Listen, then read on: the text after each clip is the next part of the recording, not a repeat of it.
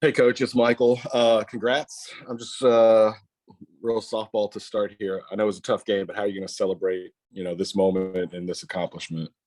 Well, I can tell you, we closed in the locker room. We're getting our showers, and we're going to get on that airplane. And I'm going to go back home. And I've already made a call to have me some crawfish laying on the table, ready to eat when I get home.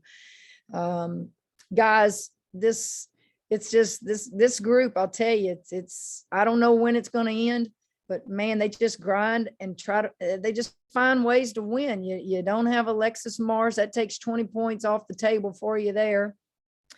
She's your best free throw shooter.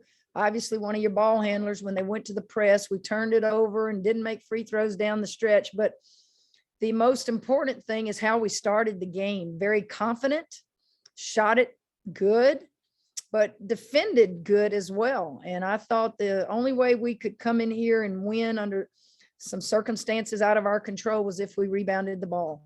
And you had to rebound at all positions. You look at Cherry, you look at Pointer, those guys got some big time rebounds for you as well. Yeah, Coach, you kind of mentioned it, but defensively, especially in the first quarter, first half, just what do you like about how y'all defended and really pulled out the game on that end? Well, I thought we defended the big pretty good. I thought she was a factor in the second half, but she got in foul trouble the first half and got frustrated. And we defended her with both Faustine and Autumn. Autumn just probably of all the kids probably had the best all around game from start to finish today.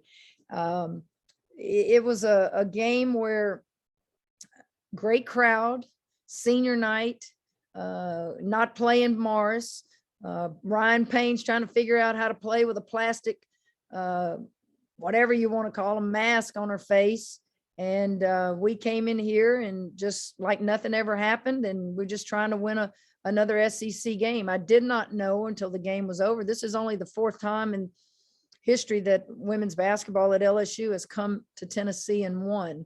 And I let them know that after the game. I did not know that before the game.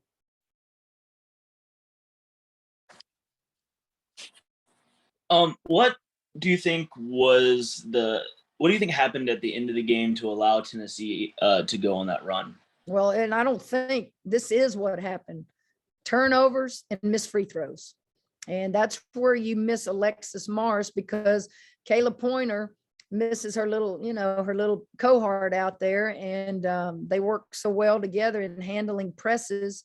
And Ryan Payne is hasn't played that many minutes for that long a period of time. And she's got a broken nose, and, she did as good as she could possibly do, but you become comfortable with a certain rotation out there. And so we turned it over.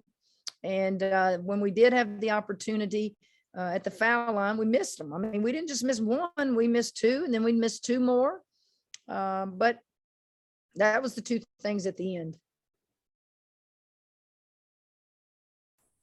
Coach, what difficulties did they present when they switched up defenses on you there in the second half? And what did you guys do to finally overcome that? They went to a 2-3 and they played their forwards really high. And they took away the mid-range jumpers that we were hitting a lot of in the first half. We didn't do a good job of screening the zone. We didn't do a good job of penetrating the zone.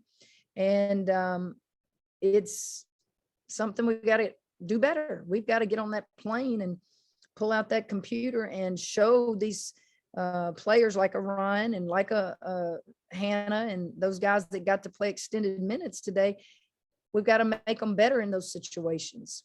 I thought the last play of the game, Hannah Gusters being on the ball, really helped us win the game, because if you go back and you analyze it, we left Darby, their 3-point shooter, wide open.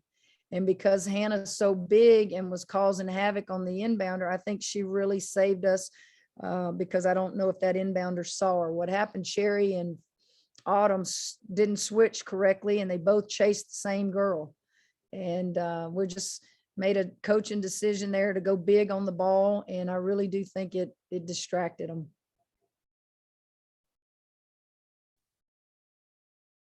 Hey, Coach, I wanted to ask you, how today's game evolved. This is kind of how it's been over the second part of the season, where you've had 1 or 2 possession games in the fourth quarter for a program that hasn't been here before. Can you just talk about the evolution of your kids to finding ways to win when they, in positions they haven't been in the past to get where you're going now? I think if I remember correctly, there were many games last year that these kids lost that were close games. And to see them learn from those games last year and step up and win those games. And actually, one of my first meetings with them, we talked about that. I said, if I add up the number of games that you lost by single digits, you wouldn't have had a losing season last year. So now that you're seniors, we're going to put you in a position to win those games. And I guess they took me at my word, because they sure have won a lot of them this year. Because we've got time for a couple more questions here. Hey, Coach, watching it on TV, it looked like it had a tourney feel. I guess how good was to have this game, knowing you're now going to have the bye, and then how will you approach the SEC tournament? Well, it was a very good crowd. I don't know what they listed the attendance. It had to be over 10,000 people here. It was senior day for them. You love it. There's so much history here in women's basketball. You see lady volunteers on the floor. You see a court named after a legendary female women's basketball coach. You've got street signs everywhere on this campus named after people that, were contributors to women's basketball. It was a great atmosphere.